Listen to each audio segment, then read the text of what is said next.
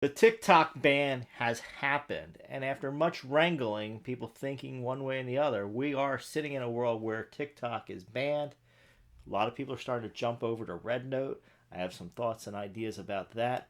Our confusing future and what it means really as we sit here in 2025 looking forward to a world where we have a lot of surveillance and a lot of people just don't know how to trust. And it's been very interesting watching some of the clips I've seen people play from people on Rednote and talking about how, they don't care about the US government secrets, they don't care about the information. There's actually people on there that appear to be Americans speaking, fairly good English, claiming that, they will support the Chinese government, which is fascinating that we've got to this time in our history, right? Because we are in such a confusing time. A lot of people have lost trust in the US system, with all the surveillance, with all the secret stuff, with all the, abuse of the police powers that many people see.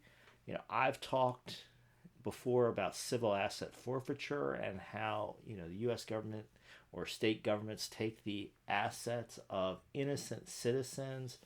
Maybe tied to a crime, maybe not tied to a crime, tied to an alleged crime, tied to a suspected crime, tied to very little evidence. They'll take assets of people and force people to fight for their assets back. The fact that there's been lies and misstatements, the fact that our massive agencies seem to go in different directions and flip flop and prosecute people, right? You can see the frustration of the American people and they're looking for answers. And now more and more people are looking to places like Rednote, right? They're just saying, get me something different, right? It's amazing that it appears that such a large percentage of the US population is just like, I distrust what I have so bad that I'm going to jump and just trust something else, right? And especially with all the statements that have been made about China in the US and in the West, right? And all the concerns about the government, right? This is not a country that has open elections. It's not a country where, there's a debate of ideas. It's not a country where politics are discussed. Yet Americans are so frustrated. There's a subset of Americans that are so frustrated with the way things are here that they're just jumping to, whatever they can find. And they distrust the institutions that we have. And the problem being, I think, even if we have honest and good politicians, and comment below, let me know whether you think there are any honest politicians left here in the US. Even if we have honest and good politicians, people that want to do the right thing, they're in a system where nobody trusts what's coming out of the system. So when an honest politician would show up that was trying to do things, they're going to be involved in a legislative process that has committees and other people and public statements and media shortening things. And next thing you know, you're staring at what they're saying and you're like, is this the truth? And I've seen this. A lot of people, like a particular politician, and then you look at the history, and maybe that person hasn't delivered the things they said they would deliver in a campaign. Maybe they've done things differently than what they promised when they were on a campaign trail.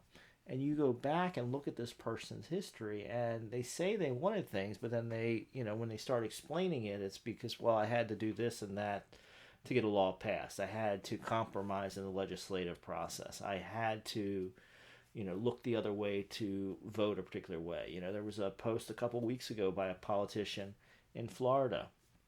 A lady was, promised one thing on the campaign trail, and then she's making a post that said, hey, well, I know I made one set of promises, but I'm going to have to vote the other way because there's an extra piece of this bill which is going to support my local constituents. So I've got to look the other way on some things I promised so that I can deliver these things. And you should have seen the comments on this post. It was later deleted, right? Everybody was like, I can't believe that you're, turning your direction and that you've changed your policy, right? But we see this all the time. The US political system in particular is so freaking complicated that these federal bills are massive.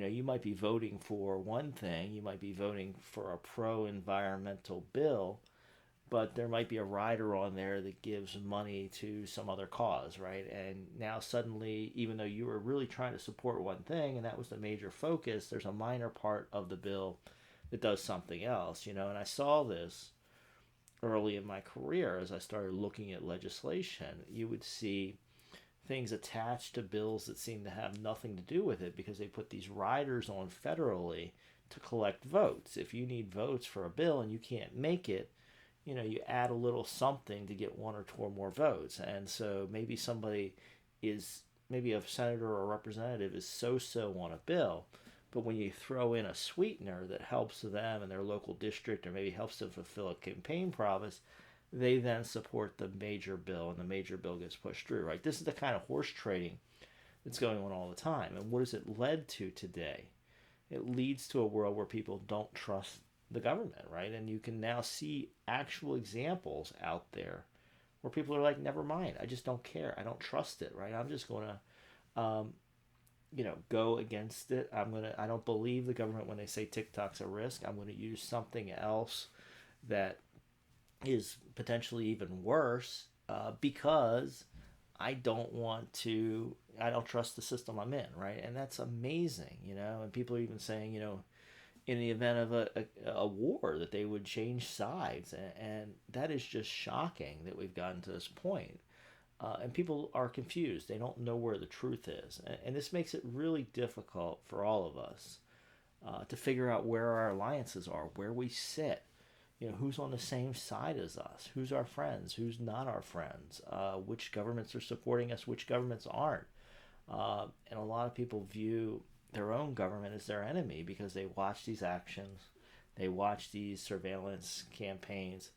As Judge Napolitano says on his programs, a lot, where's the ledger? If you read the U.S. Constitution, there's actually a provision in there that says receipts and expenditures should be put onto a public ledger. Well, yeah, there are some places you can look online and you can look at some of this government statistics, but there's so many programs in the U.S. that we don't have full accountability. There's not a full ledger. We don't know where the money's going. We don't know how big some of these programs are.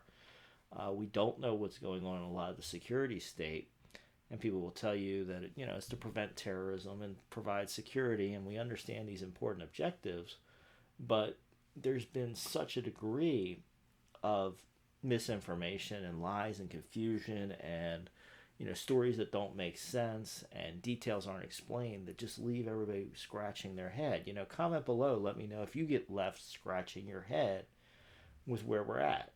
And I think this leads to a very confusing future, right? This channel's focus is the future of business.